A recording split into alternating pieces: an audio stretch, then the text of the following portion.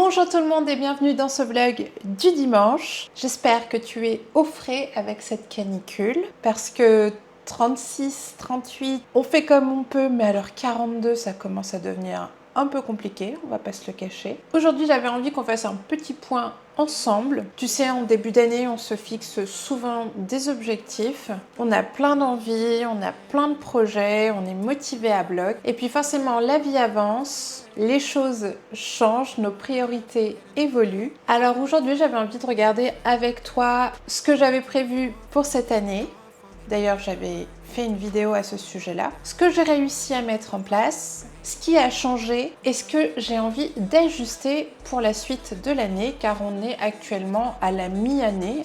Il reste encore 6 mois avant la fin de l'année, donc c'est le moment parfait pour faire un petit bilan et réajuster s'il y a besoin. Si jamais tu as regardé ma première vidéo concernant ces objectifs, tu sais que j'en ai 5 catégorisés par thème. Et le premier objectif, c'était dans la catégorie travail pour moi, et c'était de continuer à créer du contenu.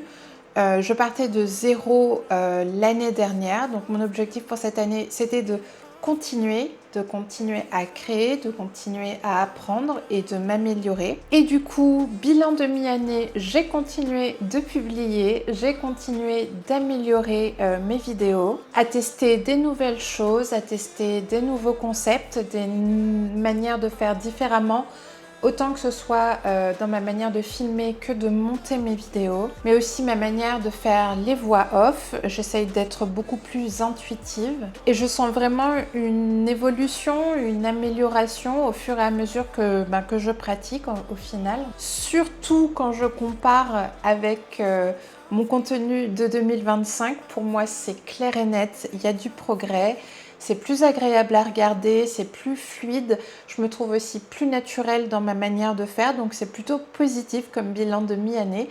Donc on continue sur cette lancée. Ensuite, mon deuxième objectif que j'avais mis dans la catégorie apprendre une nouvelle compétence. J'aime bien apprendre une nouvelle compétence chaque année. Alors en début d'année, mon objectif, j'avais décidé que ma nouvelle compétence, ça serait d'apprendre à faire du yaourt maison, parce que j'en consomme énormément et que je trouvais l'idée de pouvoir en faire soi-même plus économique et aussi fun à apprendre comme compétence.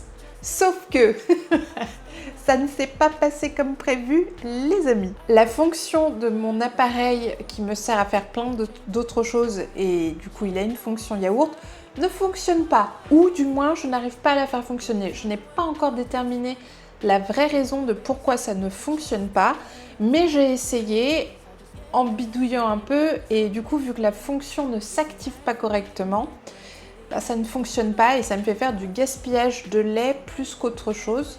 Donc je pense qu'on va mettre cet objectif de côté pour l'instant et je vais remplacer cet objectif par quelque chose qui est beaucoup plus actuel et dans lequel j'ai déjà commencé à me plonger depuis quelques mois maintenant. Du coup, mon nouvel objectif compétence pour cette année, du moins pour les 6 mois qui restent à venir, ça va être d'apprendre à gérer ma nouvelle activité de prestataire de service, parce que finalement c'est une nouvelle aventure en soi pour moi, donc une nouvelle compétence. Parce que même si j'ai déjà eu des entreprises dans le passé, je n'ai jamais été amenée, par exemple, à faire des factures, à réaliser des prestations auprès de clients. C'est vraiment ma toute première entreprise de service. Donc du coup, je pense que je vais remplacer apprendre à faire du yaourt par apprendre à gérer ma nouvelle entreprise, que ce soit administrativement mais aussi en termes de service, comment améliorer mes prestations et comment faire rouler cette nouvelle machine. Voilà. Apprendre à gérer au final tout ce qu'on ne voit pas de la partie entreprise, prestataire de service, mais qui fait partie du métier au final. Voilà. Et je trouve ça beaucoup plus cohérent avec du coup ce que je vis actuellement que apprendre à faire du yaourt, qui serait ma foi un plus pour moi dans mon quotidien, mais qui n'est plus du coup une priorité. Voilà pour celui-ci. Ensuite, pour mon objectif santé mentale et physique, mes objectifs, j'en avais 2 qui se rejoignaient plutôt. Le premier, c'était de continuer à incorporer le plus de mouvements non sportifs dans mes journées pour continuer mon combat contre la sédentarité. Et le deuxième qui venait se greffer dessus, c'était d'apprendre aussi à trouver une stratégie au quotidien en fait pour gérer mon stress et mon anxiété qui n'est pas forcément de quantité mais qui par petites doses quotidiennes commence à s'accumuler et qui par période de mon cycle menstruel finit par donner un grand n'importe quoi. Donc j'avais décidé d'apprendre à gérer ça au quotidien, cette petite dose de stress, cette petite dose d'anxiété que je peux accumuler naturellement comme n'importe qui au quotidien, l'apprendre à la gérer, à l'adoucir, à l'évacuer, à faire de mon mieux tous les jours. Ces choses faites en grande partie parce que du coup pour le mouvement en lui-même, je n'ai jamais été autant active dans mes journées sans forcément faire du sport. Là on parle vraiment de marche, de déplacement, de mouvement, voilà, de choses du quotidien. Je n'ai jamais été autant active que ces 3 derniers mois. Vraiment, j'ai très peu sorti mon tapis de marche que j'ai à la maison, qui m'ont servi tout 2025 à me motiver, à me battre contre la sédentarité. Là, je fais, avec ma montre, j'arrive à suivre mes pas, je fais largement plus de 10 000 pas tous les jours sans utiliser mon tapis, rien qu'en marchant, en faisant mes déplacements à pied et tout. Donc, je suis hyper satisfaite. Et mon quotidien et ma nouvelle organisation fait que de toute façon, ce n'est pas temporaire, c'est pas un surplus de mouvement qui va avoir une date de fin. Non, c'est vraiment ma nouvelle organisation de vie et toutes les choses que je fais maintenant et qui sont amenées à perdurer dans le temps qui font que voilà, je me déplace beaucoup plus, je bouge beaucoup plus et j'en suis très ravie parce que ça me fait énormément de bien et ça coïncide avec mes objectifs santé, donc ça fait d'une pierre deux coups. Concernant la gestion du stress, je trouve que j'ai aussi beaucoup avancé de ce côté-là. J'ai surtout compris quelque chose de super important pour moi et mon fonctionnement, c'est que tout était basé autour du sommeil essentiellement et que j'avais besoin entre 8 heures et 9 heures de sommeil vraiment. Alors, je tombe plus vers les 9 heures quand je suis en période de menstruation. Alors, la petite semaine avant et pendant, j'ai besoin vraiment de beaucoup plus de sommeil, ce qui, avec du recul, est très normal, dans mon cas en tout cas. Et sinon, en temps normal, j'ai besoin de 8 heures de sommeil, vraiment 8 heures précis. C'est vraiment hyper important. Donc, je veille du coup à avoir ces heures-là. Et comme il fait très chaud en ce moment et que ma qualité de sommeil en est très affectée, j'ai pas mes 8 heures de sommeil et j'ai encore moins du sommeil de qualité. Donc pour pallier à ça, vu que je sais que j'ai besoin de ça pour fonctionner, ça m'évite de stresser et d'avoir de l'anxiété pour rien et d'agir avec impulsivité dans tout ce que je fais. J'essaye de faire des petites siestes quand je peux pour pallier à ce manque de sommeil là. Et pour l'instant, ça fonctionne plutôt bien. Voilà, en espérant quand même que la chaleur et la canicule surtout, au-delà de la chaleur, la canicule, nous donne un break à un moment donné et que je puisse récupérer des nuits complètes de qualité et en temps de sommeil normal. Ça, vraiment, ça me manque de fou. Mais je pense que pour l'instant, je m'en sors plutôt bien pour ces objectifs santé mentale et physique. Donc, je suis vraiment très fière de moi.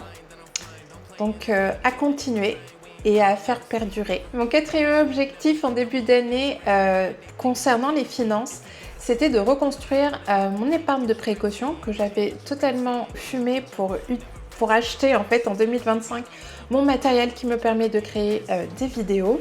Mais finalement la vie en a décidé autrement, enfin la vie, mon dentiste, parce qu'en faisant un contrôle de début d'année banal, il m'a expliqué qu'il serait temps en fait de songer à remplacer une dent qu'on m'a enlevée il y a une dizaine d'années et voilà, qui restait comme ça incomblée.